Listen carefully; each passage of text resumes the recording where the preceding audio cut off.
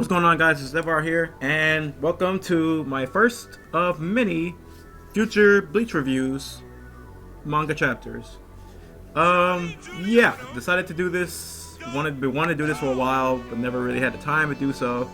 But yeah, I'm gonna be starting up. I've gotten caught up with Bleach recently, and I know everything up to the latest chapter, which came out not too long ago.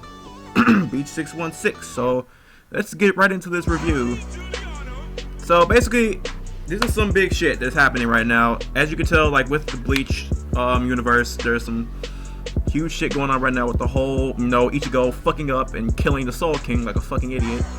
You have a lot of more things going on right here. Well, basically in the first page, you see, Ratch telling everybody that there isn't anything that they can do, or he may have tried, that nothing there can do, and they just have these shocked faces. Fucking the Soul King can't be brought back no matter what they do. And then you get a page where you see the Soul Society.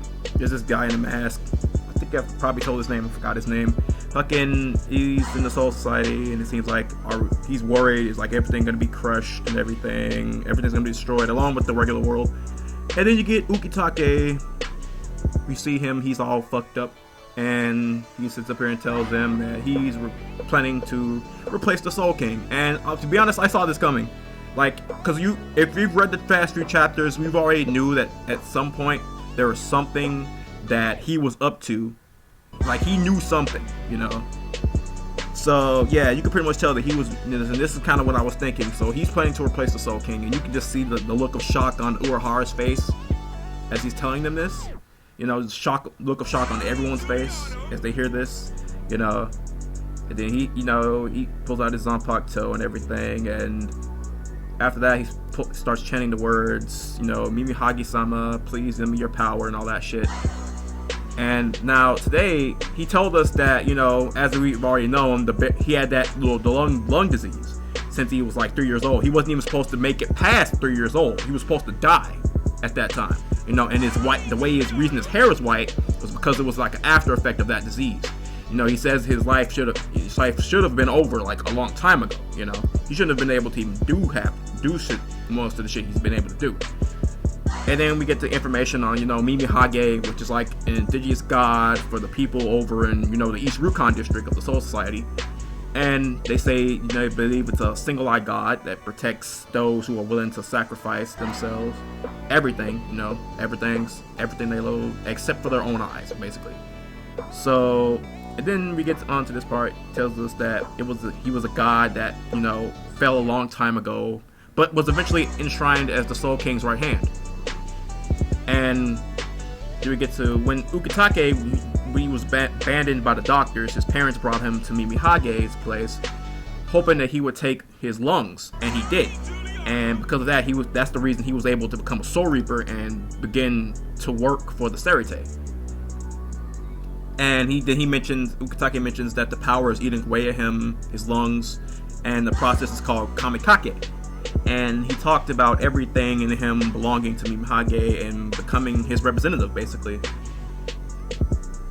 And it's a big situation, and it's looking bad, but the main killer in this chapter that is going to really fucking send it home for people who haven't read it yet. Go and read that shit. If you're watching this, you probably already read it.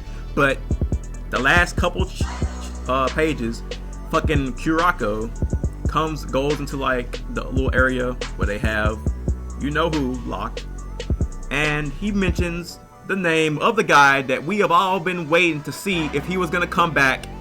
Fucking Sosuke Aizen, the badass motherfucker, is probably most likely on his way back, and I can't wait for that shit. I'm telling you right now.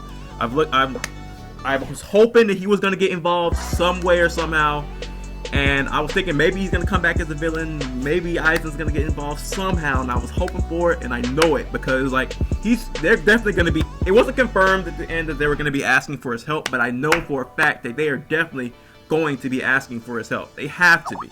Like, there's no way. Oh, Skype message. Oh, yep, but there's absolutely no way that they are going to be not asking for Aizen's help, because he's like one of the only guys they can go to right now, because everything is fucked up right now, and Watch still wants to cut the Soul King down and everything. So, but this will probably be able to stop them. But yeah, this is like really good chapter. I like the, I like the art. The art was top notch as always. Your reactions on their faces were great. The, scripting was great. Everything about it is the usual, the usual Tite Kubo style. So can't really go against that. Didn't really have any problems with this chapter. This chapter was probably the best chapter in a while. I mean, the past 3 chapters were really good, but kind of fell down for me just a little bit when Ichigo fucking killed the Soul King. And I was like, why the fuck did you do that?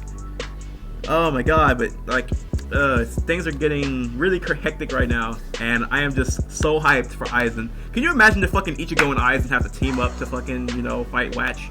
That'll be fucking awesome.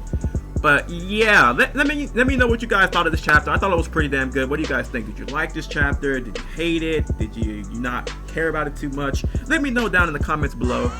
And I'll definitely be having a video planned for the next chapter in Bleach 617.